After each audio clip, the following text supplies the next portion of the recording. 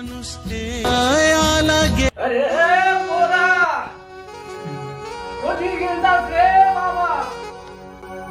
अरे मी थकून भकून वावरामधून आलो. अरे तू कुठे गेलास बाबा? दिवसभर दिसत नाही आहे. अरे आहेस का रे? मला घरी ये.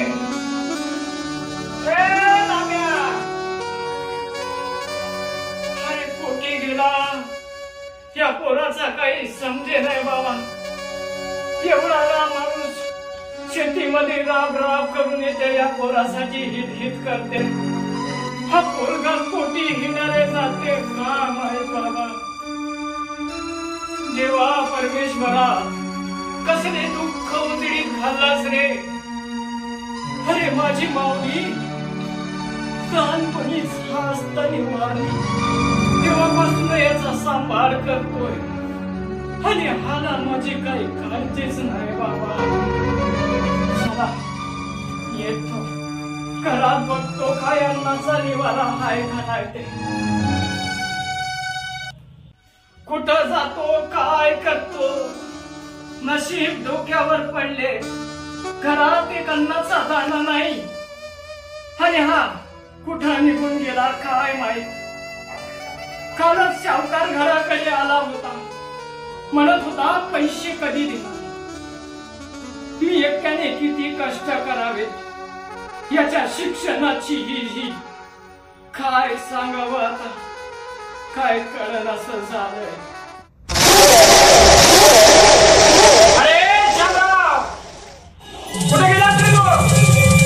अरे साला 3 दिवस झाले तू माझ्या वावरामध्ये आलाच नाही. स्वतःच्या शेतीतले कामं तर वाटचे धीड धापटपणाने करतोय. साला ज्या दिवशी तुला पैसा दिला होता त्याच दिवशी मनात विचार आला होता तू आपल्या कामाचा माणूस नाही म्हणून. अरे शामराव, अरे आहेस का घरी? अरे संपतराव आला एकदा. साला यांचं काही समजत नाही. साला यांना पैसे तर द्या, परत आपणच यांच्या घराच्या मागे भीक मागायला या. साला प्रत्येक माणूस साला स्वार्थीच बनलाय.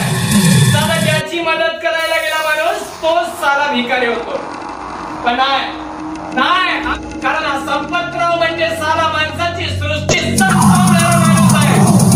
नाही घरदार आणि खानदार संपवलं ना तर नावच सांगणार नाही. संपतराव तिरपाटी म्हणून. आणि याचा पोरगा काय साला हिंडत असतो नियमन. साला लाभारीच सारखा. साल्याला काही काम धंदे नाही आणि याला सुद्धा काही काम धंदे नाही. स्वतःच्या वावरावर जातो साला, काम धंदा तर मस्त बजावतो. आता बघतो साल्या.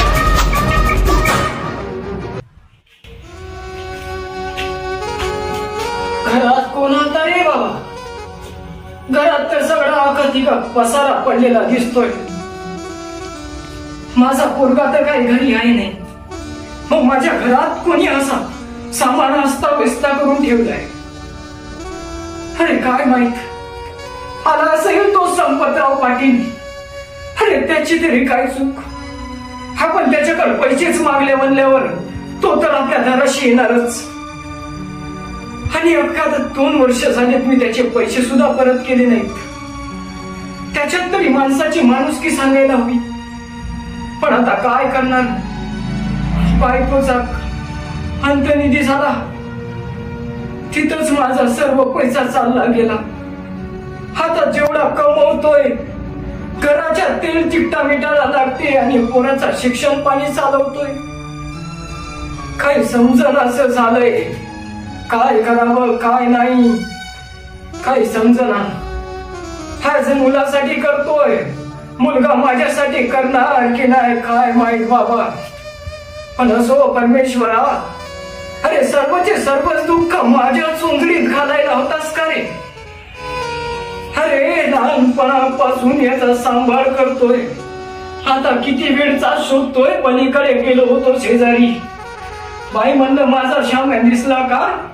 तर म्हणत होती बाई द्यालाच नाही म्हणून. तर काय करावं या पोराचं काय माहित. असतात अशीच असतात आजकालची पोरं. काय सांगावं यांचं काय कुणास ठाऊक.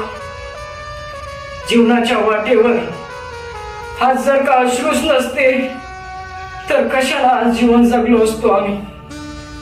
हाय बघतो बाबा घरात काय आहे का तर बघतो.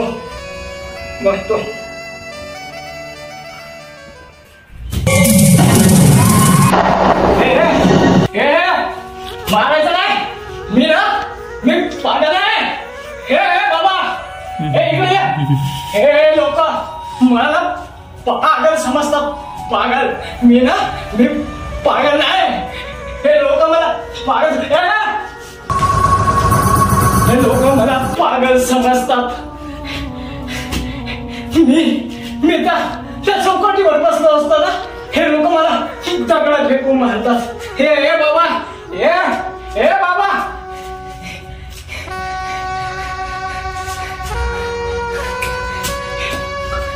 लोक मला पागल समजतात. मी पागल नाही. मी माझ्या शेरूला भेटायला गेलो असताच ह्या लोकांनी माझ्यावर वार घातला. मी पागल नाही.